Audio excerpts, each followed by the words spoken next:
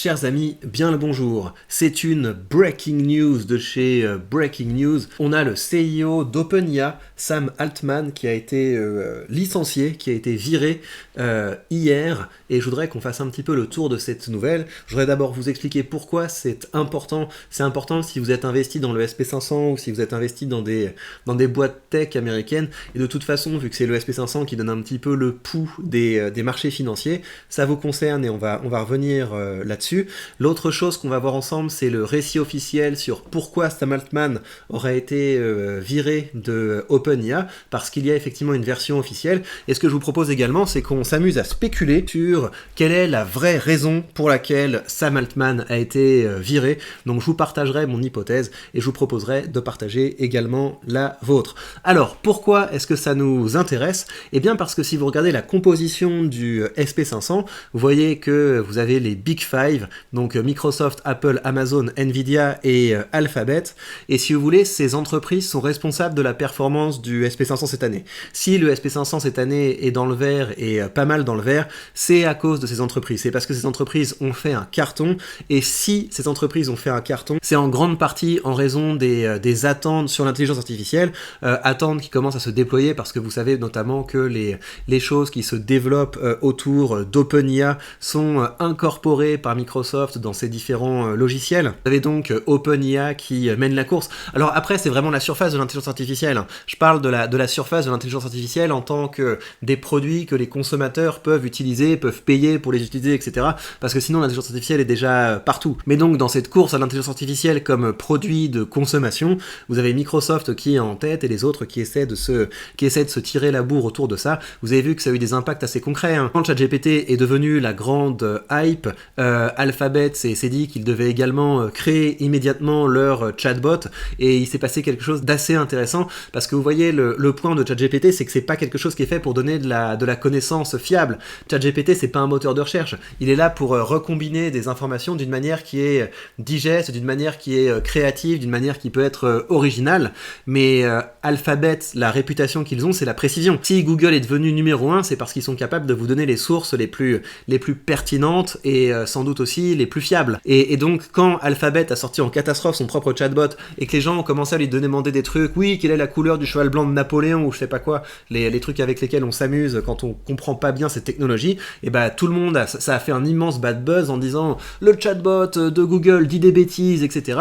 Et donc ça a eu un impact très clair sur le cours de l'action Alphabet. Donc l'intelligence artificielle, c'est vraiment le domaine qui donne le pouls des marchés. Nvidia, c'est également très clair. L'explosion d'Nvidia, c'est parce que Nvidia procurait la ressource qui permettait aux autres acteurs de se tirer la bourre autour de l'intelligence artificielle. Donc on a vraiment tout ce SP500 qui est tiré par les boîtes tech, et la croissance récente de ces boîtes tech, ça vient de l'intelligence artificielle, les progrès réels qu'on a dans ce domaine, mais également les attentes et les fantasmes qu'on a dessus.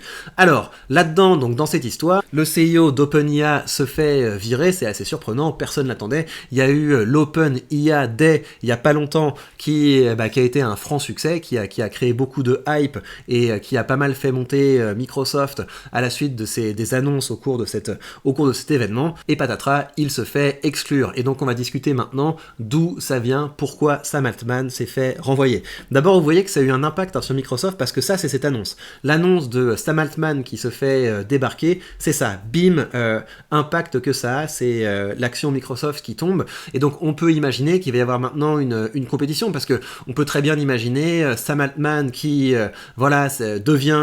devient l'ennemi maintenant de Microsoft et de OpenIA. Il arrive chez Google, il est recruté par Elon Musk, j'en sais rien, tout ça est possible, et donc ça va être très intéressant de voir comment les alliances vont se recomposer à partir de cette nouvelle. Mais donc ça peut franchement tanguer, ça peut tanguer, parce que vous savez, comme l'intelligence artificielle, il y a effectivement une partie de découverte et de business qui sont créés, mais l'autre partie, c'est vraiment de la hype, et donc ce genre d'information, ça peut avoir un impact très clair. Alors pourquoi est-ce que Sam Altman aurait été viré? Qu'ils disent en tout cas la version officielle, c'est une différence de vue sur ce que doit devenir ChatGPT, sur ce que doit devenir OpenIA. Donc c'est ce que vous allez avoir par exemple dans cet article, si vous allez sur l'article de BFM, c'est également ce que vous allez voir si vous ouvrez le communiqué officiel d'OpenIA. Ce qu'ils disent, c'est que leur objectif, c'est de s'assurer voudrait que l'intelligence artificielle bénéficie à toute l'humanité. C'est pour ça qu'OpenIA a été créé à l'origine. L'objectif c'était ça, c'était de créer la gentille IA qui pourra aider les hommes si on a une méchante IA qui se développe. Et ce qu'ils disent dans ce communiqué, la manière dont les journalistes l'interprètent, c'est Sam Altman, c'est plus focalisé sur la dimension business, proposer de nouveaux produits, donc en faire une commodité, faire de l'intelligence artificielle un produit qui va se vendre et qui va rapporter de l'argent. Et ce que dit le board, c'est que c'est pas du tout dans l'ADN d'OpenIA. Alors maintenant, je vais vous donner mon hypothèse, je vais vous donner ma théorie là-dessus. C'est qu'il doit y avoir des affaires de rivalité individuelle et il doit y avoir des affaires de jalousie, parce que l'effet que m'a fait cette journée OpenIA, j'avais débriefé les annonces de cette conférence OpenIA sur la chaîne sur laquelle je parle d'intelligence artificielle. Donc là, voilà, sur cette chaîne je publie régulièrement des vidéos où je teste les nouvelles fonctionnalités de l'intelligence artificielle, et j'avais débriefé la conférence qui avait annoncé ChatGPT Turbo. Et moi, l'effet que m'avait fait cette conférence, c'est que ça ressemblait tout à fait aux premières à la grande époque d'Apple où Steve Jobs arrivait sur scène, il faisait des annonces, etc. Ça avait quelque chose qui ressemblait à ça.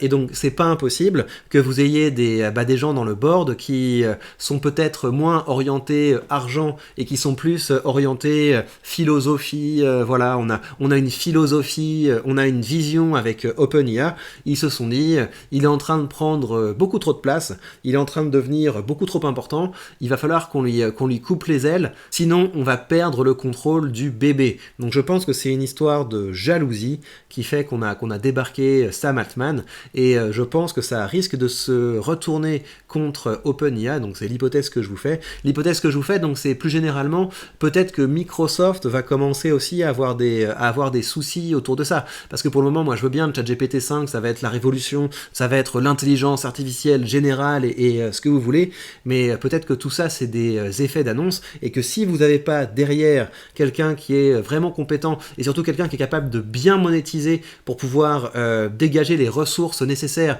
à faire grandir le produit, c'est possible que OpenIA se fasse dépasser par ce qu'est en train de développer Google, ce qu'est en train de développer pourquoi pas Amazon. Donc on va avoir sans doute dans la suite de cette nouvelle une redistribution des cartes. Voilà donc pour cette réaction à chaud. On va suivre ça à l'avenir parce que je trouve que c'est tellement passionnant comme domaine. On est vraiment là avec la nouvelle tendance. On a eu Internet, on a eu les réseaux sociaux, et aujourd'hui on a l'intelligence artificielle, et ça va être très intéressant de voir comment les choses vont se recomposer. Ça va être intéressant de voir les déclarations qui vont permettre d'expliquer ce qui s'est passé vraiment, parce que pour le moment Sam Altman a été très sobre. Pour le moment il a juste dit voilà, je vous aime tous, j'ai beaucoup aimé ce qui s'est passé chez OpenIA. On aurait plus à dire sur ce qui va se passer après, un peu plus tard, donc ça veut dire qu'il a sans doute des choses à vider, il a sans doute des choses à partager, donc on suivra évidemment tout ça sur cette chaîne.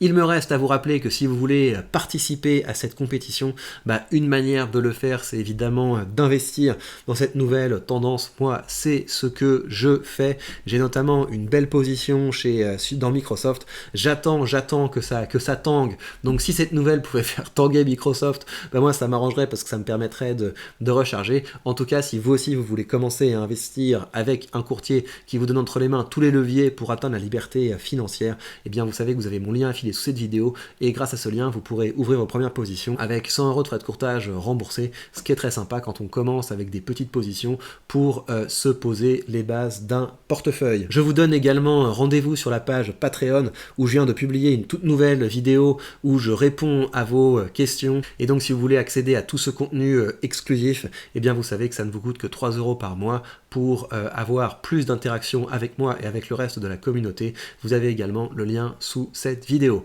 Prenez bien soin de vous et on se retrouve très vite pour de prochaines news.